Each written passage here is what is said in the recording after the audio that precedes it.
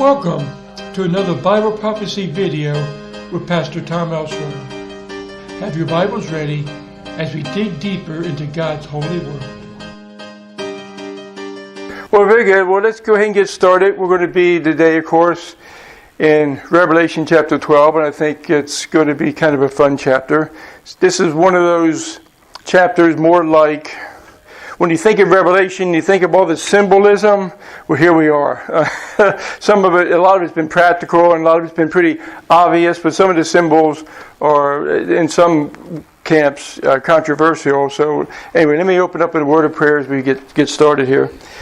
Father, thank you for this day. Thank you for how beautiful it was, and this. Thank you for all the things we were able to get accomplished. And we just pray that this night and the time that we use here and spend will be one that honors you. In Jesus' name, amen.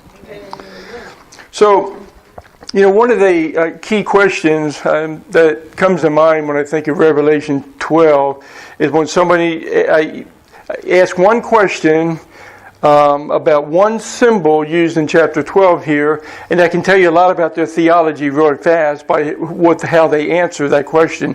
And the question is going to be, who's the woman in Revelation 12? Depending on your answer, it tells you whether you're pre-millennial or post-millennial, or sometimes amillennial, depending on the detail of it. So, anyway, we're going to talk about the woman. Then there's obviously a dragon are going to be referred to as well. So in chapter 11, it kind of left us in an interesting place because it left us at the end of the week, right? It left us way out here at the end of that 7-year period, right? So that's where it left us at. And then at the end there, chapter 11, verse 11 and 19, it talked about them opening up the eyes. Then it says, then the temple of God was opened in heaven, so people on earth. And so these words, it's kind of like God opened up heaven so people on earth can see it. Then the temple of God was opened in heaven, and the ark of his covenant was seen in his temple. And there were lightnings, noises, thunders, and an earthquake, and great hail. And so a lot of people take that passage and say it seems like an odd place to be because they really think it connects with chapter 12, which is where we are now. I don't know that it matters, but the point is he opened up the window and for some reason allowed everyone to see this heavenly sanctuary that God has. It's kind of like, remember in the Old Testament several times when Moses was told to build the tabernacle, he said, build it after the one. The impression was there's a one in heaven, you're going to build one on earth that's going to be similar in design to the pattern up in heaven. In fact, Hebrews will talk about that a lot. We'll be there in a couple more chapters where he talks about the heavenly sanctuary and then the model of it on earth. So the bottom line is it allows us to see, it allows the people on the earth at that time to see. And again, this is way at the end of the week. But as we go on, in chapter 11 was very important because it talked about the temple and the time of the Gentiles in Jerusalem. So he gave really 4 reasons why God's got a program of cleansing judgment on the living wicked, right? First, they dishonored the temple, right? He says, measure it, but don't measure the outside court and all that. So the idea is they desecrated it. Excuse me. They abused the holy city, Jerusalem itself. Was part of the reason there.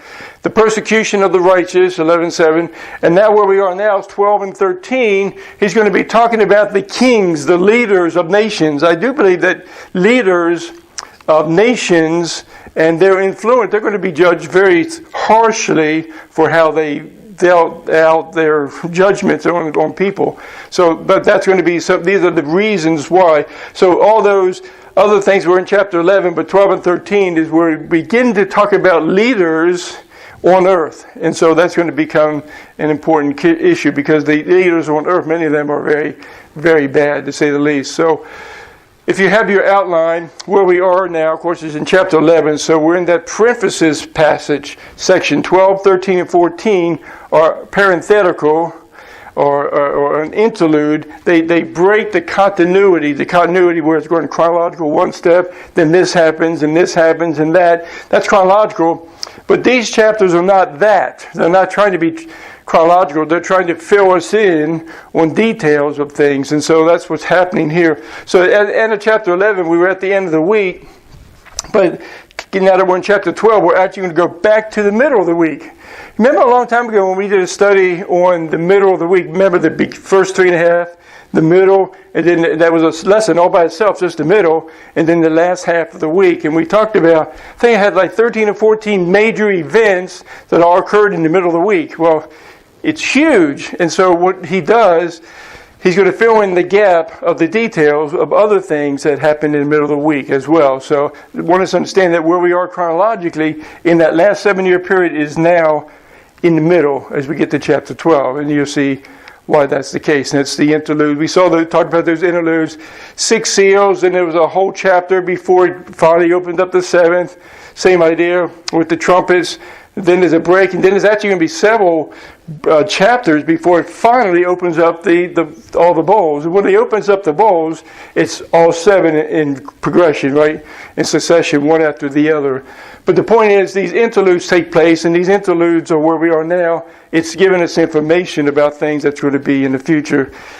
Visually, looking at it chronologically for the book of Revelation, see, we're going to see chapter 15, made it to the end of the week, which in our TV would be over here, but on the screen it's right here at the end of the week. And so you see 12 and 13, they're going back to the midpoint. And it will make sense when you go to it because it tells you that there's a 3.5-year period to the end. There's going to be a 3.5-year period for 42 months, same thing for the Antichrist. Chapter 13, they're telling you each one back to the middle if you read the details, read what it's actually saying. So where we are today is going back to the middle of the week, and these are flashbacks. I call them, there may be another term for it, but it's a flashback to give you more details of things that happened that led all the way up to the end of the week. And so anyway, I think these are going to be pretty important. So let's go ahead and just start right into chapter 12, verse 1. Now a great sign appeared in heaven, a woman clothed with the sun. And you already can tell that's going to be unusual. You can even look at the sun, it blinds you, right? Let alone to be clothed with it. So a woman clothed with the sun, with the moon under her feet, and on her head a garland of 12 stars. 12 stars around it, right? And so this seems to be pretty obvious that this is an allusion to the exact same symbol was used back in Genesis. And so though I don't find it unusual, I find it very typical that things that we see in Genesis or in Revelation we see in Genesis, a lot of times they refer back to things in Genesis. But again, the book of Revelation is very Jewish, because the whole point of it, most of the period that it talks about, a 7-year period, is about what? Bringing Israel to salvation, bringing Israel to faith.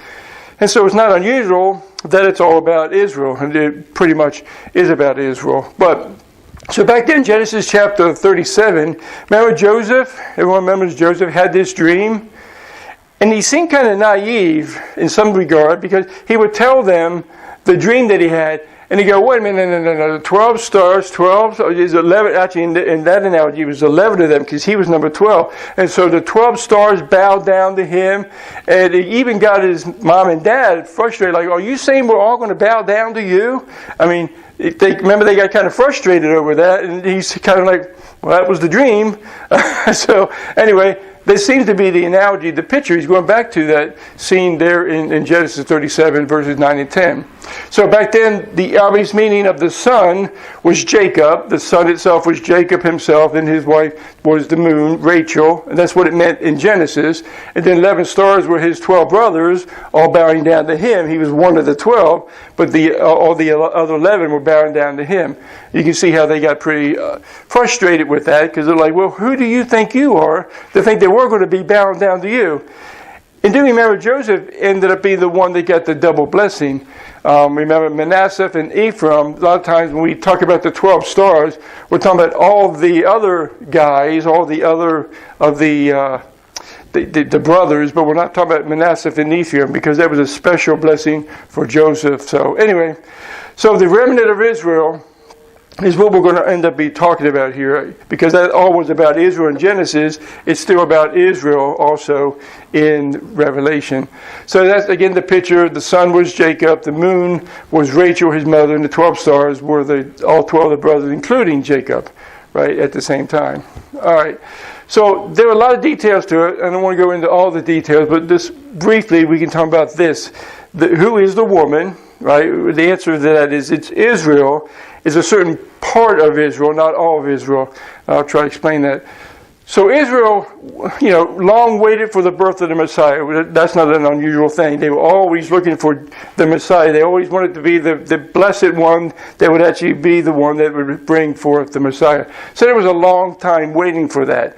And that's important because when we get into this vision here in chapter 12, that's part of the vision, is about the Messiah being born, right?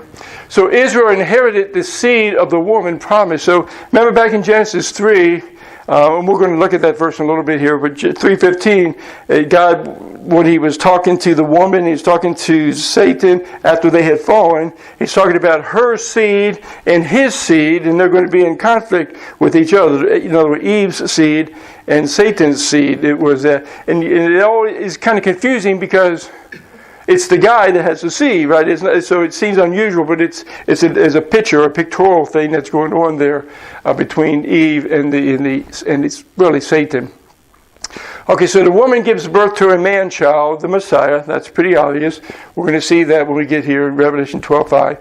The woman was in pain for the constant attack of the dragon. Constant. I mean, it's not hard to go through the obvious stories back with Moses and all that, and they were killing all the Hebrew children and all that, and Moses was put in the basket and he was saved and all that. You get that story. You get Herod, and when he found out that there was a Messiah was going to be born, the King of the Jews, and that was his title. He paid money to be called King of the Jews, right? So he didn't want anybody, a real king, to come along. So anyway, that's all that goes with it. The pain, Israel went through a lot of pain to bring forth that Messiah, even though they deserve some of the pain because they messed up a lot. And of course the male child is Jesus. He will rule with a rod of iron. That's seen many, many times. We'll see that in Psalm 2 especially, but it makes reference to it here in Revelation 12 as well. So let me continue. So we got this image of a woman clothed with the sun. She's standing like on a moon and got 12 stars around her head. And that's the vision we have so far. And it's a very fast, it's leaving out lots of history and lots of detail on purpose. It's trying to give us a big picture of history. Then being with child, doesn't say how that happened. We would say, well, the Holy Spirit and Mary, but he doesn't care to go to those details. Just the fact that she has a child. She, being with child, she cried out in labor and in pain to give birth. Again, you get the idea it was an agonizing thing to bring forth the Messiah. Israel's history is full of pain and suffering and difficulty. Of course, a lot of it they did bring on themselves, right? So we understand some of that was their own fault. So, being with child, she cried out in labor and in pain to give birth. And so, a couple of things. She cried out. This is really the idea of he's bringing forth the labor is God's doing something. Remember, God's using Israel to accomplish his purposes for the world. Part of it is to save Israel, but it's also to be a blessing to the rest of the world. Many, many prophecies talking about Israel being a blessing to the world. They haven't done a very good job with that yet, have they? But they will be, and that's the ultimate fulfillment, of course, is during the kingdom itself. So God's moving in Israel to fulfill his promise, and really this is just a summary point. He's not making detailed points. He's just saying, through the woman, through Israel, there's going to be a Messiah, and he's going to bring salvation. It's really that simple what the picture is. But there's a lot of details that they have to go through, they being Israel, and the suffering they would go through. Verse 3 says, that was called a great sign with the woman. Right? Then verse 3, and another sign appeared in heaven. Behold, a great fiery red dragon, having 7 heads and 10 horns, and 7 diadems on his heads. Diadems could be the same as a crown. A diadem is actually a good word for it, but it's like something that's a big jewel, and it has mounted somehow, so it might look more like a crown. So another sign appeared in heaven, a great fiery red dragon, 7 heads, 10 horns, and diadems, and 7 diadems on those heads, right? So that's the picture we have there. So that, the picture, I don't show the diadems here. I guess I could have put them on there. The 7 heads, it's got the 10 horns, and we talked about those 7 heads and 10 horns, and we will a little bit today, but what they represent. The thing is, this dragon, as he's described it here in the first 6 verses, is a composite. He's a being. This dragon is somebody that has 7 heads and 10 horns. Well, that's not a normal being. Most people and creatures don't have 7 heads and 10 horns, right? So it's an unusual thing.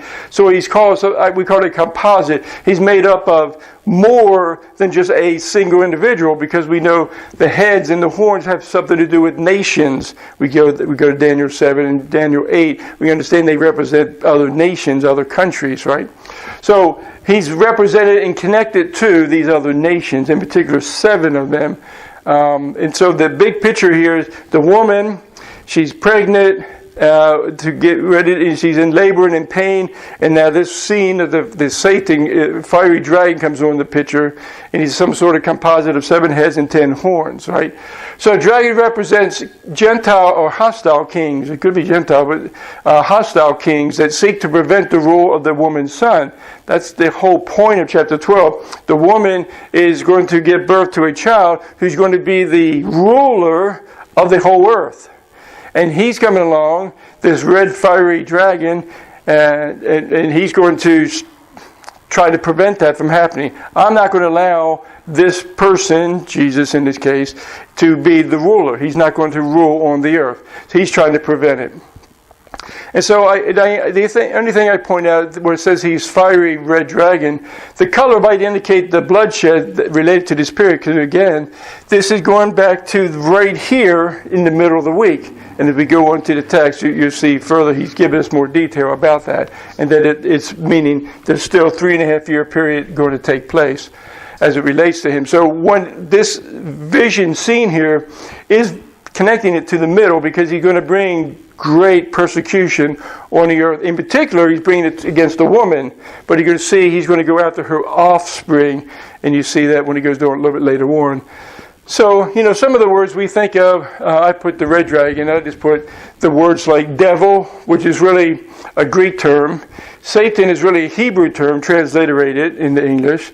So, devil or Satan for the Hebrew version. Beelzebub, the Lord of the Flies, sound like Babylon or like Egypt, or in particular, doesn't it? That picture, talking about the Satan himself, some of the names for him. He's called the Tempter, 1 Thessalonians. He's the wicked one, Matthew 13. And later on in this chapter, we'll see him called the accuser of the brethren. In verse 10 here in chapter 12, the accuser of the brethren. And it says he does it day and night. He's just constantly accusing the brethren. He's called the ruler of this world. Jesus called him that, the ruler of this world. And which goes along with what Paul says. He called the God of this age. And I always put a little small g for him. Never put a capital G for Satan, right? He's the God of this age, the God of this world. And then in Ephesians 2, he's the prince of the power of the air. All these different descriptions for this one person. Again, there's no real passage that deals with him directly. It's always a little bit here, a little bit there, a little bit there. There's always seemed to be indirect information about him. Like passing, like, here's my main subject. Oh, by the way, Satan's involved. Okay, then he moves on. You got to get the Satan thing is like, oh, we give you a little taste of what he's like, but I don't want to give him any more Bible time, reading time than he deserves. I think the Word of God does that on purpose. Doesn't need to give him a lot of credit, give him a lot of time in the text. So the heads, the horns, and the diadem, or the crowns. The composite dragon, again, is going to have 7 kingdoms with 10 horns, the horns are oftentimes kings, and the heads are usually the kingdoms themselves or nations, right? And so there's some implication here. There are 7 heads or kingdoms that also had the intent to prevent the reign of the Son of God, the reign of the Son who's going to be born is going to rule the earth.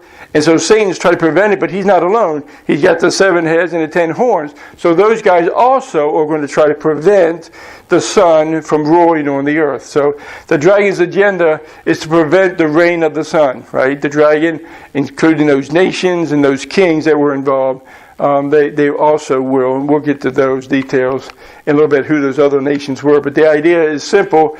The woman's going to have a child. That child's going to become a ruler, and they don't want that to happen. They're simply trying to prevent that from happening. And then it goes on more details about that. There's only 7 kingdoms. I looked at it like this. If some people say, well, there's going to be 7 kings, well, I also say there's only going to be 7 kingdoms that will conspire against the male child. In other words, there's 7 ones in particular that are mentioned, but most of these are actually going back in time. We're looking at it, again, from the time of the man to the end of time here. We're looking at a long span of time. There have been several nations along the way that were involved with trying to prevent the Messiah, Jesus, whether they knew it or not, indirectly or directly, that they wanted to prevent the Son from becoming the Messiah. So again, those kingdoms would have been, and the bigger, longer story was, who had direct influence over Israel at the time of their, up to the time of Christ. Where Assyria would be one. Obviously, they got 722 BC. They got carried away and scattered abroad. They had a direct influence on them. Babylon would have been Judah and the lower 2 tribes down there. Media Persia would have been very involved in it. Greece, Rome, and the future empire. I forget to say Egypt at the beginning there. So there's actually 7 of these altogether. And so the future actually comes out to be number 8, which many people think is the revived Roman Empire. I just see that as a future empire, whoever they are. But the point is, there have been kingdoms all along the way that Satan's been using all along to try to prevent the coming of the Messiah. Again, Egypt would have been that example when they were trying to kill all the Hebrew children, and Moses would have been there. And then, of course, Rome, with the obvious one there, is Pilate. And so, the other examples of these just have to be the world empires that directly influence Israel, really in a bad way. The bottom line is they're trying to prevent the reign. So I went through, and I don't want to work over this because we can spend a lot of time on it, the 7 heads, horns, and crowns. But those that have heads, horns, and crowns, those 3 major, or 3 groups are called. 3. There's Satan himself, which is we're looking at here in chapter 12. Satan is said to have 7 heads, 10 horns, and 7 crowns. And then the Antichrist, in the next chapter, chapter 13, remember 12 and 13 are about leaders of nations and leaders and how they influence their people. And so the Antichrist will have 7 heads, 10 horns, and 10 crowns. So they're going to have, and then the religious beast, also in chapter 17, is also going to be one that he has 7 heads and 10 horns. So these are the 3. So you got Satan, the Antichrist, and the religious beast, which most people associate that with actually the Roman Catholic Church, and all that goes with it, because she's the woman that sits on 7 hills and all the details that go with that. But bottom line is these are the 3 who are said to have a composite of heads and horns and crowns. So this is more or less the picture. The 7 heads, 1, 2, 3, 4, 5, 6, 7, and each one of those each has a crown on it. So each 7 heads, and each head has a crown. And then there's 10 horns, and the horns, who knows what it really looks like, right? But this is somebody's rendition, and I thought was fair. I added the crowns and different things that they didn't have on there. But anyway, you get the idea. This is the picture that John's seeing, and he's writing and trying to describe it. And I can only imagine it's got to be difficult for him to know how to write it, because the Holy Spirit's helping him to make it sense out of it. So that's where we are up to verse 3. This is one of the verses in verse 4 here that get kind of get some airtime, because people see a lot into it, because everything that talks about Satan is always indirect. So in verse 4 it says this: his tail, talking about the dragon, that same dragon, his tail drew 1/3 of the stars of heaven and threw them to the earth. Again, this is a big picture idea of something that has taken place in the past. This is before the Messiah was born. You're going to see that, because he's going to wait for the Messiah to be born and try to kill it. So this is back in time. So we're covering a large period of time. So that this dragon drew his tail, and a third of the stars that were in heaven followed him. And stars, one of those words that used many times in the Old Testament, refers to to angels. The morning stars Job talks about and things like that. The morning stars actually, we think of stars as luminaries and gas giants and things like that. Well, they're actually angels, is what he's referring to in the text there. So stars certainly do have that meaning and connection with angels. And here, the devil, or this dragon, drew a third of them, and it cast them down to the earth. So that's what our impression is from this, that 1/3 of the angels fell with Satan, or decided to follow Satan, and then 2/3 decided to stay faithful to God. This is all we have on it, but this is the kind of information you get about Satan. It's all kind of veiled. It's kind of mysterious. It's not obvious. It's not 1, 2, 3, 4. There we are. It's like A, B, 8, 2, 3. It seems like it's indirect. So I think that the Word of God does that on purpose, because He doesn't want us worshiping Him and overstressing the text. That's why it just refers to Him a little bit. Then the angel stood before the woman. Right? He's got the first image was the woman, and now he is standing in front of the woman. And the dragon stood before the woman that was ready to give birth to do what? To devour her child. So you see, this is referring to something that happened before Jesus came. Right? The child, of course, is Jesus. He's the one who's going to rule with a rod of iron. So when he's been referring to Satan in the past and the 7 heads and the 10 horns, he's really referring to something that happened back in time, and all that has happened in the past. So he wants to devour the child as soon as it is born. Okay, so obviously the idea is this isn't a natural thing. This is just trying to use imagery to describe history, right? History, that's things that's happened in the past, but using a pictorial way of doing it, right? So who or what are the stars? It doesn't define them. We just know that the Bible uses the word stars in many places to refer to angels. And the fact that this dragon threw his tail and swirled through and grabbed a third of the stars, the implication is they must be following him too. Because a couple of verses later, he's going to talk about his angels, his followers. So Satan has his own followers that obviously follow whatever he wants. So I asked the question, does this represent the fall of Satan and 1/3 of the angelic host who follow him? The answer is, you shake your head yes, and you go, no, I don't know. Well, we don't know, but most people actually believe it is. So I don't have a difficulty with thinking that it does represent that.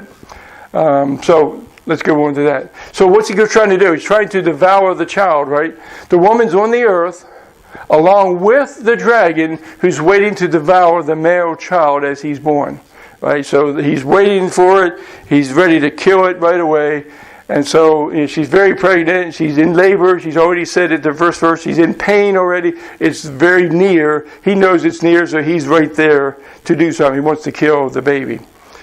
So this composite dragon with 7 heads and 10 horns exists before the birth of the child. That's important because he's waiting for it to happen. It hasn't happened yet. So you see, it tells us we're talking about something that happened in the past, right? At this point. So God's given us a big picture vision of Satan and Israel and the Messiah, and ultimately that he will rule in the future. That's really the major points of the vision. So Genesis 3:15 indicates a struggle between the serpent and the woman, which we'll read that a little bit more. So, there's something about the Eve, and it's something, this isn't Eve, we're saying this is a representative of Israel, the woman, but there's something about Eve and her descendant. It's taken over by Abraham, and Abraham a covenant. So, through Israel, Eve indirectly is the result of all. Everybody is born through Adam and Eve, of course. And so Israel, in particular through Abraham, becomes the recipient of, so his seed becomes important as it goes against battle with Satan. So, this is an interesting verse. It's kind of this thing, in the Greek it stands out a little bit more. She, the woman, bore a man child who was to rule all nations with a rod of iron. Right? That is mentioned multiple times in the scripture, referring to the same event out in the future during the millennial kingdom when Jesus is ruling. He would rule all nations with a rod of iron, and her child was caught up to God and his throne. So if we're going chronologically, we're thinking, okay, we got the woman, and that's Israel, and she's going to bear a child, and Satan's right there to destroy it, and then he's born, right? He's born, and then he's caught up to God. Well, we go, wait a minute, before all that, Jesus died on the cross, but he's not trying to give us those details. We know that's true. Jesus came the first time, and he died, he lived a whole life, and died on the cross and all that for the sins of the world. But now he's already in heaven. You see how quick a scope. He's trying to give us a very shortened version of what's happening. Right now he wasn't able to do anything about it because this child was caught up to God and to his throne. That's all we know. I mean, that's what the text wants us to know. The child was born, the demon, if you will, the fiery dragon was right there ready to kill it. Oh, and he missed his opportunity. That's obviously the picture there. So it talks about him. He's going to rule with a rod of iron. The most famous is Psalm 2. Actually, the entire Psalm. All of Psalm 2 it's all about the same theme. It's all referring to right at the end of the week here. It's all referring to the time when God says, "I'm taking over. I'm going to rule now." And he will, but not instantly. There's a 30-day and a 45-day period before the kingdom begins. But the whole psalm is about why do the nations rage? And they're like, no, we're not allowing this to happen. After all the judgments they've seen, after all the pouring out of God's wrath and everything like that, they still say, no, we're not going to allow Jesus, we're not going to allow him to rule, we're not going to obey God, we're going to do things our way.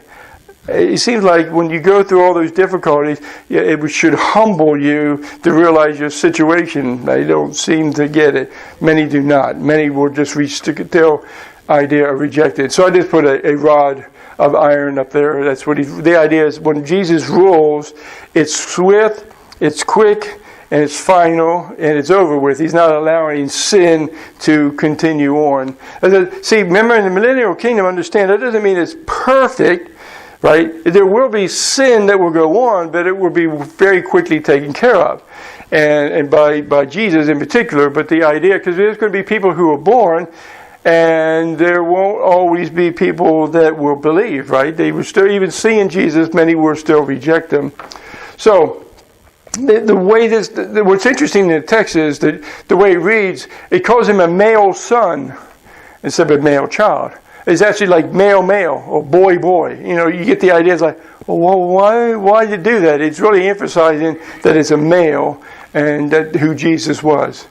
And of course, I say one cannot have a son without it being a male. Or maybe in today's world, they might think you can do that, but it doesn't work that way. A male's a male.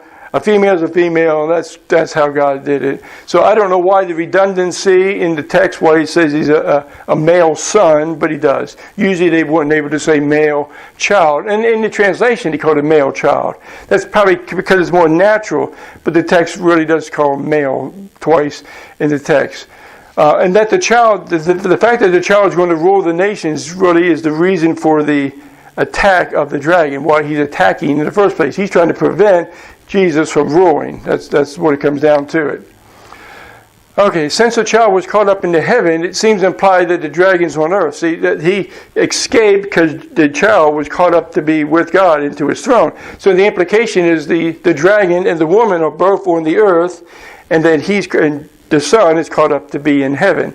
And that is the idea. So the dragon's on earth. He's afflicting the woman, right? He's going to continue to cause all kinds of havoc for Israel, and that's pretty obvious. But I thought that was interesting. The word caught up, the child was caught up, is actually the same word as 1 Thessalonians 4:16, where we are harpazoed, where we are raptured. It's the same word. So the picture, the scene is, he's caught up instantly. The child is born and then he's taken up before the dragon was able to do anything to try to cause any harm. So it's the idea, he went up to heaven very quickly. Okay, so verse 6. And this would end this first section. Then we'll get into the second section here in chapter 12. Then the woman fled into the wilderness. Oh, What wilderness? Well, we have impressions of where that is from other passages in the Old Testament, down in Edom, south of the Dead Sea, around the place called Petra. Most people understand that to be. So then the woman fled into the wilderness where she has a place prepared by God. God's preparing a place for this woman, her descendants, so that they will be protected. And he says that they should feed her there for 1,260 days. 1,002. So from this point on, remember that's when the abomination takes place. This is when Jesus said, when you see the abomination causes desolation in the temple, get out of Jerusalem, get out of Judea, just leave that area because the persecution is going to begin. Because the 7-year period, tribulation doesn't happen in the first 3.5 years. It begins right there. For 1,260 days, at least the impression is it could last that long, all the way to the end of the week. So, but Satan will be there, and the Antichrist will be there as rulers from the middle to the end. But the whole idea is God's preparing something specifically for them, and it's in the Scripture, and it says it's in the wilderness, and I think Satan probably knows where it's at too, but he can't get to them. God's protecting them. Don't think that Satan can do anything that God won't allow him. He will not. He's going to protect them, and he has. So the woman fled into the wilderness. She did it to flee persecution, to flee death. The impression is if she stays there, something's going to happen to me. And so God's protecting her, getting her into the wilderness to be saved. Saved in the physical sense in this case, right? The woman is physically protected and fed in the wilderness for that 3.5 years. This is all a God plan. God's letting us know that ahead of time, what he's doing with them. We're not told how she knows that going into the wilderness is your way of protection. Unless they go to some passages maybe in the Old Testament that talk about God and talk about Edom and talk about things like that down to the south. And maybe they go, in the Old Testament, there was these... I should have maybe looked at some of those, but to get the idea, it doesn't say how they know to go into... Why go into the wilderness for safety? I don't know, but they seem to know that. The impression is they're directed to go that way. Of course, God's the reason they know how to go there. But humanly speaking, we'd like to know, well, why did they know to go there? Well, I don't know. When it comes down to it.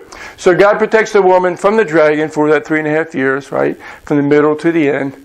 The whole nation of Israel is not protected because there's so many other passages I can think of up here. So many where 2 out of 3 Jews are going to die.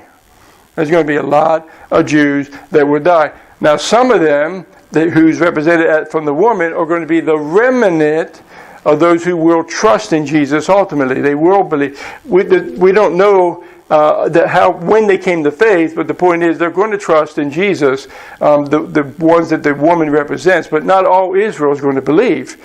Initially, most will die and won't believe. We get that from many passages from the Old Testament. So the woman is the unsaved remnant of Jews. At the time, they're leaving because God's protecting them. It's no different than the 144,000. We don't know when the 144,000 believed. He said there's 144,000 Jews, 12,000 from each of the 12 tribes, and they're sealed, protected by God, but this doesn't mean that they just instantly believe.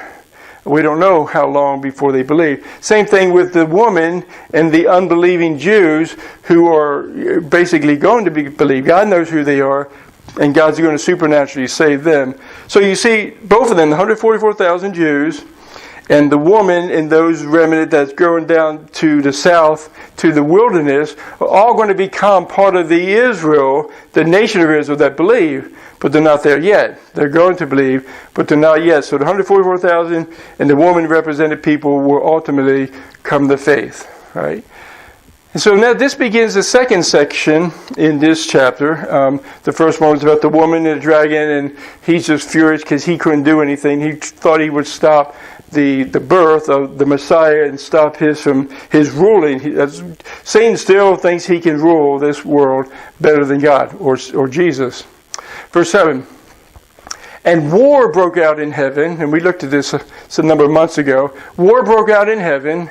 Michael and his angels, meaning Michael has his own army, if you will, his angels, those that he's in charge of. And Paul talks about they the order of things in Ephesians, that the principalities and powers, and there's a hierarchy of powers in there. So Michael and his angels fought with the dragon, and the dragon and his angels fought. Right? So Michael, his angels, the dragon, his angels or followers, and they're fighting is the impression here. Again, this is a symbol, a symbolism of what's going on. And anytime you think of that, but war in heaven, well, it can't have war in heaven. Well, there is. There is going to be a time where there's going to be a battle, and it's going to be between Michael and Satan.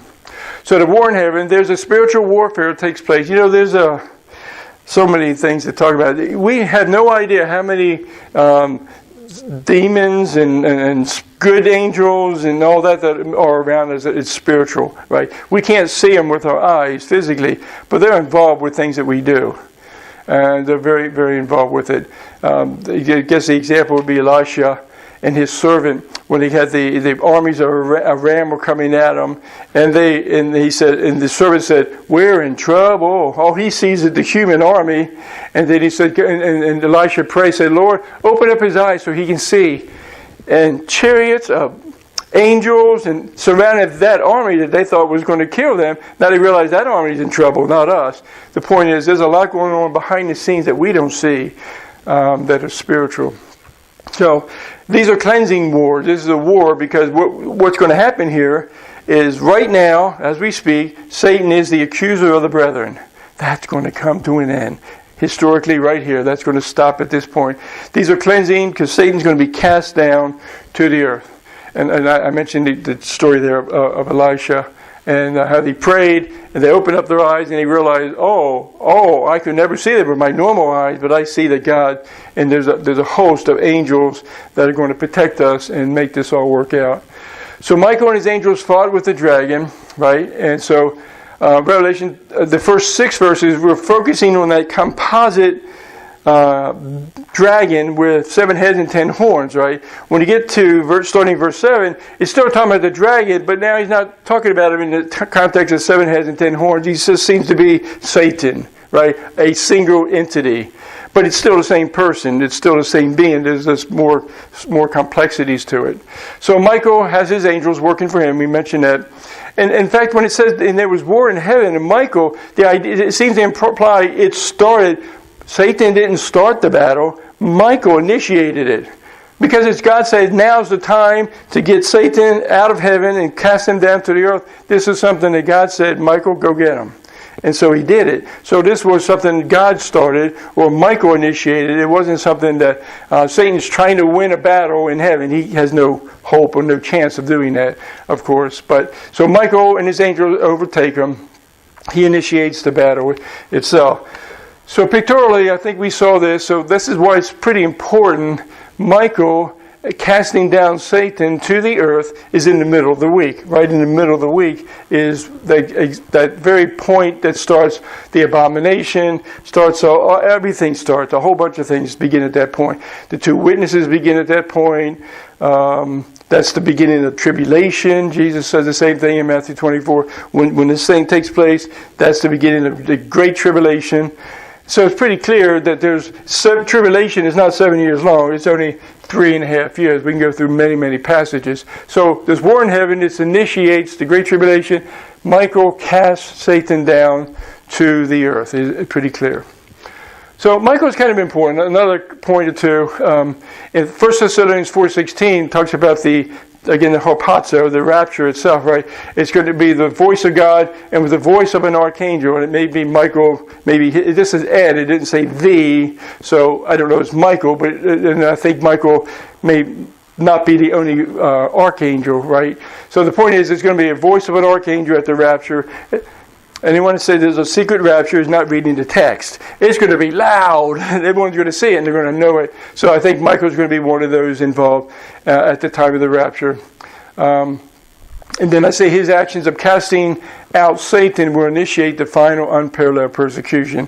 Daniel 12:1 and Matthew 24:19. There's so many passages that say this is the time that the tribulation begins. Not the 70th week of Daniel, the whole thing, just the last 3.5 years. But then they did not talk about the dragon and his demons or angels. They did not prevail, nor was a place found for them in heaven any longer. Right? So they're getting cast out of heaven to the earth, and never again will you see Satan in heaven. That's it for him. He's done. At that point, they're never going to see Satan in heaven again. God's going to eventually, he's going to get the false prophet, he's going to get the Antichrist, and Satan, he's going to cast them into the lake of fire, but they're never coming back to heaven. This is when this event takes place, which would be in the middle of the week, it would be the time that Satan is no longer in heaven. But that actually initiates chapter 13, which is the Antichrist. And so the one's tied to the other. Satan being cast to the earth is the reason why we have a man who's going to be indwelt by Satan. We call the Antichrist. It's the same idea, right? Tied together. So they did not prevail. There's no place for them in heaven anymore. Their purpose, and really the purpose of Satan, is to telling you, to argue, to tell God how bad you are, and accuse you of this and accuse you of that, and all. He's the accuser of the brethren. He does it over and over again. So it's a significant point. At this point, Satan will no longer be able to accuse the brethren any longer, anyone that's in this period of time from the middle on, because he's no longer in heaven. But that means if you're alive on the earth, he's now on earth. At least it's through a man called the Antichrist. So it continues. So the great dragon was cast out, that serpent of old, called the devil, and Satan, who deceives the whole world, right? He was cast to the earth, and his angels were cast out with him. Right? You get the picture. They were the whole lot was cast down. And so if you're on earth, that means things are going to get really bad. Yeah, really bad. Right? It's really bad. That's when Jesus talks about it being, and Daniel talks about it being a time of unparalleled tribulation and persecution. Unparalleled at any other time in history. At the middle of the week when Satan is cast down, the Antichrist comes on the scene, the persecution is going to be very, very real. So they're all cast down. So if there's any question in your mind who it is, he makes sure you know it.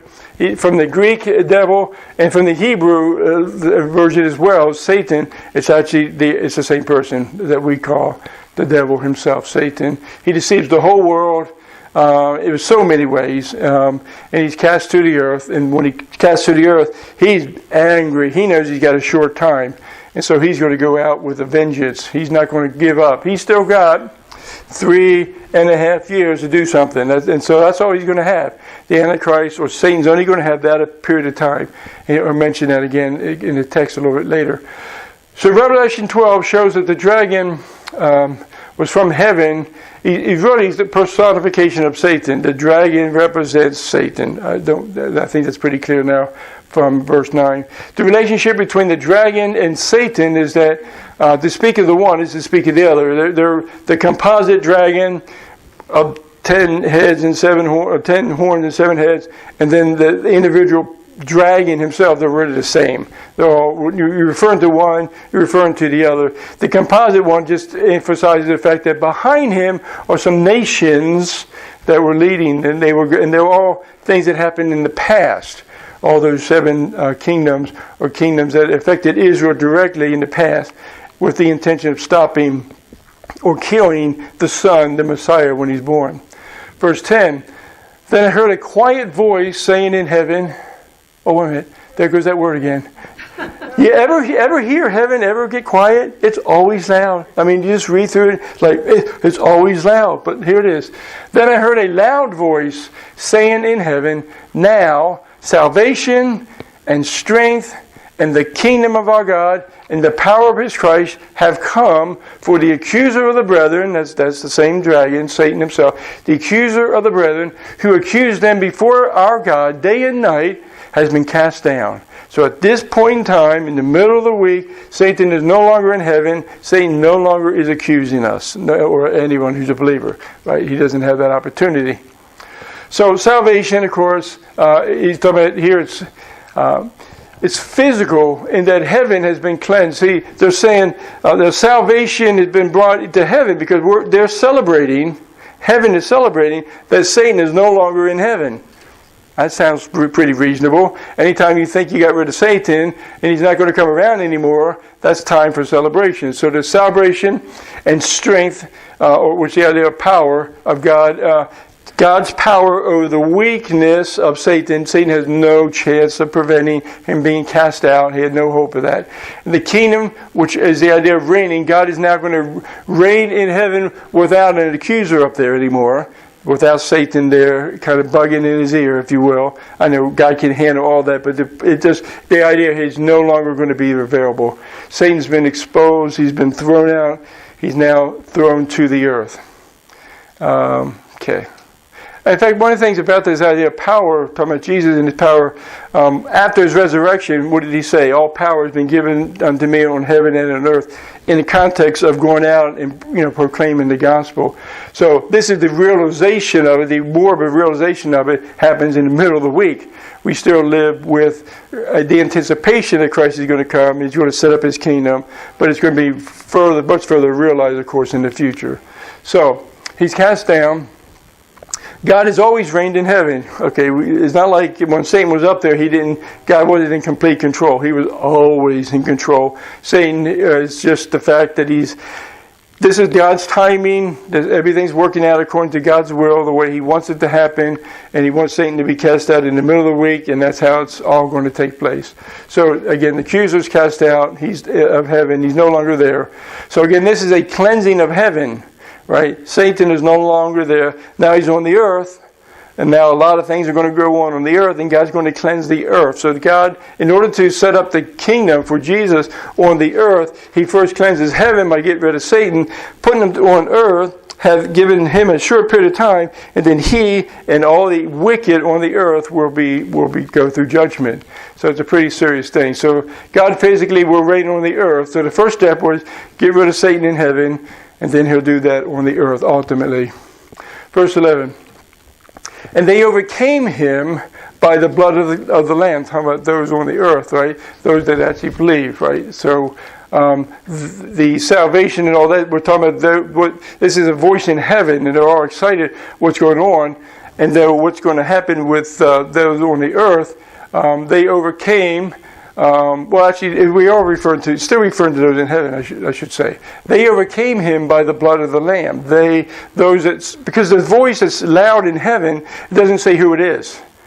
It doesn't tell us who's in heaven. It's a loud voice. So there may be angels involved. There may be believers that are involved. They're all in unison, apparently, speaking, but saying these words. And they overcame him by the blood of the Lamb, meaning they believed in Jesus and in his sacrifice, and by the word of their testimony, and they did not love their lives unto death. So many of them sound like martyrs that had died. They're excited that Satan is no longer in heaven, and that's a good thing, right?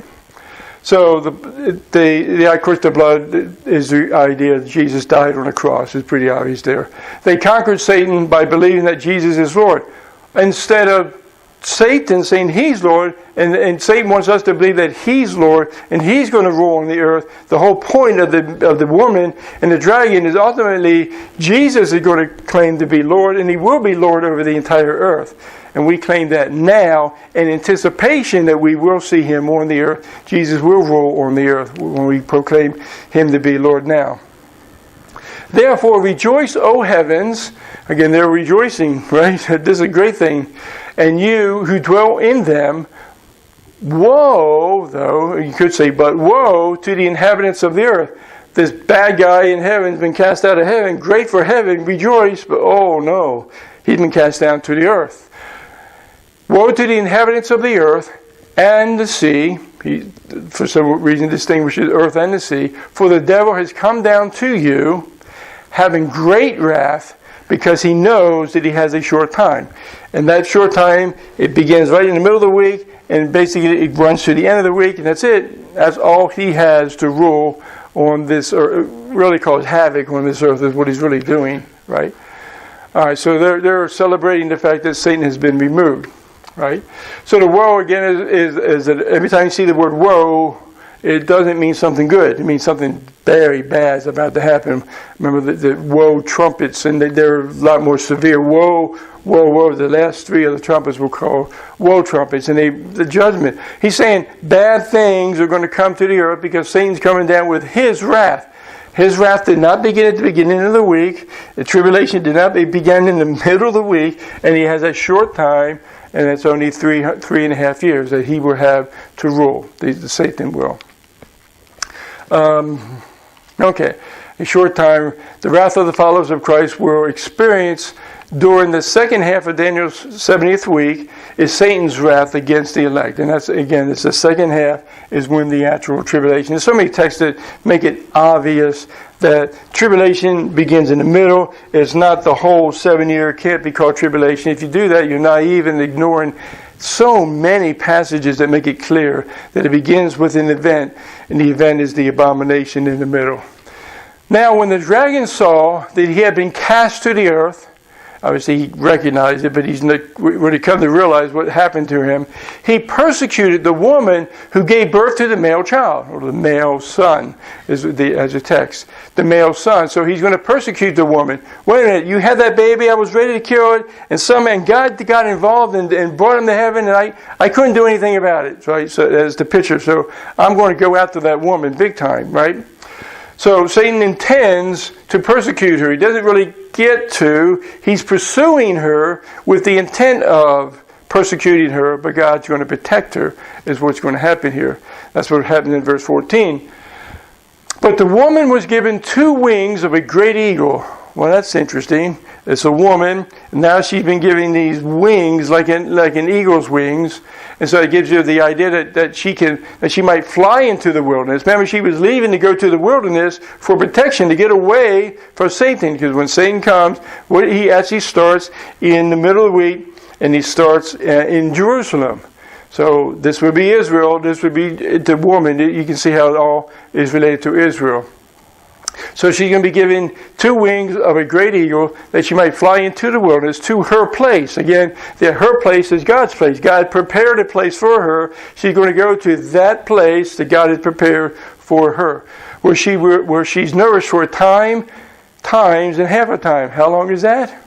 3.5 years, every single time. Because the time is 1, times is 2, and half a time is half a year, 3.5 years. The same 1,260, the 42 months, they all refer to the same period of time. Every single one of them, whether it's Daniel or Revelation, they're all referring to the second half of the week. Nothing ever refers to the first 3.5 years. The first 3.5 years is politicking and all that go with it. There's a peace agreement going on, and relatively speaking, for 3.5 years is peace for Israel. So all these periods of time are referring to from the middle of the week, I should say, to the end of the week. For that period of time, she's going to be, because that's what's happening, is she's going to make it to the end of the week, and then ultimately there will be the kingdom, and those that put their trust in him, that made it into the wilderness, they're going to trust in Jesus, they're going to go into the kingdom in their mortal bodies. So there will be people with their mortal bodies from Israel especially. Okay. So the wings, I don't know what it looked like. These are eagle wings. So there we are. God calls himself an eagle in Exodus 19. He called himself an eagle because he brought Israel out of Egypt, and he's like he brought. Of course, the thing is, they walked out because a lot of these people were old, and many of them couldn't get around very fast. They didn't run out in a panic. God let them come out slowly. But the point is, the eagle analogy is usually the idea that I'm protecting you while I'm delivering you at the same time. That's what's going on.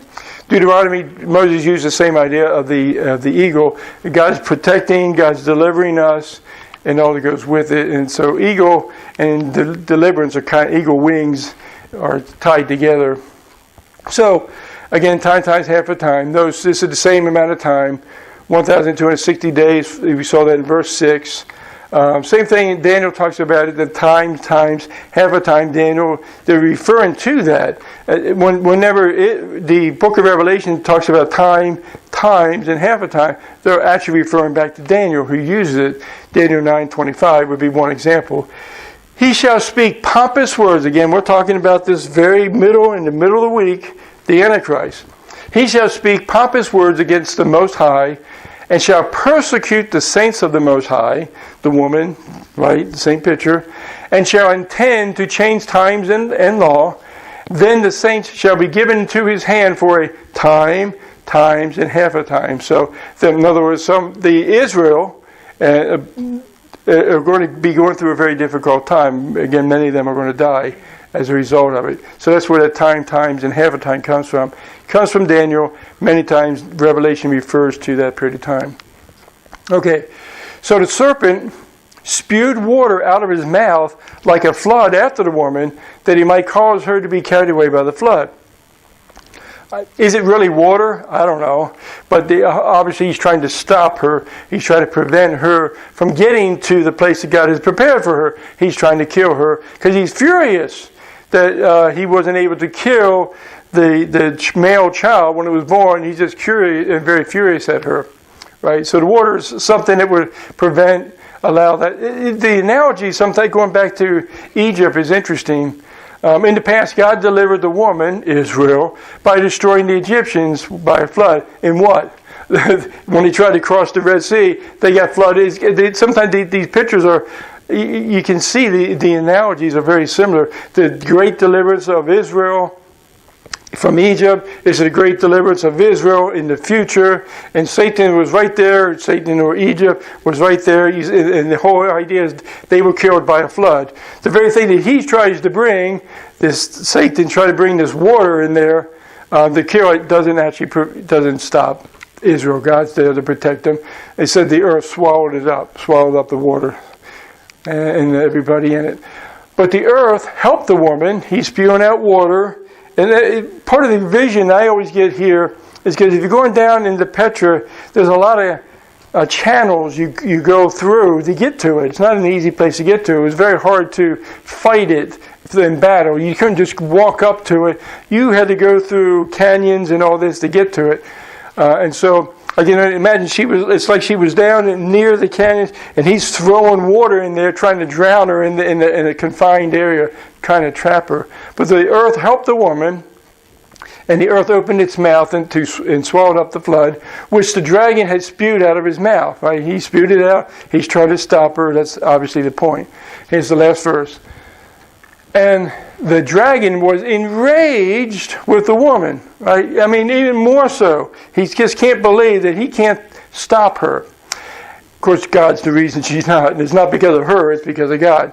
And he went to make war with the rest of her offspring. Okay, I can't go after her anymore, so I want to go after the rest of her offspring, which most imply that to be, of course, other Jews, right? But notice this, they go after the rest of his offspring who keep the commandments of God and have the testimony of Jesus Christ.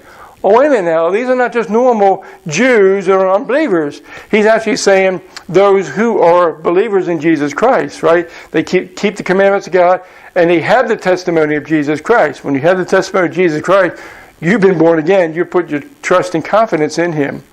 So, let me jump down to this last verse here. We'll go down to her offspring. So in Genesis, it's the seed of the woman that will bruise the heel of the serpent. Right? That's what it said in Genesis chapter 3. God's pronouncing the judgment and what's going to happen and all that. So Paul said that the seed, Galatians 3:16, Paul said that the seed of the woman referred to Christ. Oh, so Paul's going back to Genesis 3:15, and he's making an analogy. He's saying the seed specifically is the generation of people, but specifically is Christ. Paul said the seed of the woman referred to Christ, Galatians 3:16.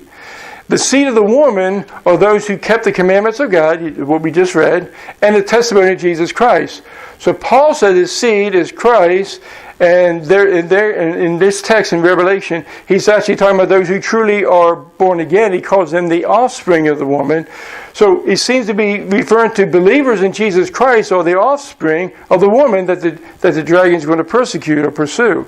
Right? It seems to be very clear to me. He's talking about those who truly are born again. They have testimony of Christ, and all from theology of Paul. And as Paul refers back to Genesis, the idea is the seed is Christ, and anyone that trusts in Him is the offspring of the woman, is the bigger picture. So he is referring to believers in Jesus Christ that Satan goes after. When does he start to do that?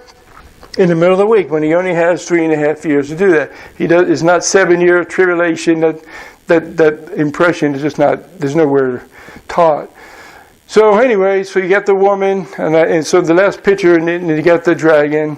And so Genesis 3:15 was where, let me just quote that, where Paul refers back to it. And I will put enmity between you and the woman, and between your seed and her seed, Satan, and her seed. And he shall bruise your head, and you shall bruise his heel.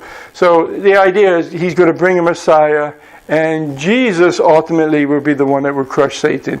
Jesus will be the one that will cast him into the lake of fire ultimately, and that's what's going to happen to him. So chapter 12 leads logically into chapter 13, and they go very well together, because Satan comes down, is cast to the earth. The very first thing he happens is the Antichrist. He indwells the Antichrist in the beginning of the persecution and all that, right in the middle of the week. I know there's a lot there. I tried to not overdo the details. Does anybody have any questions or comments?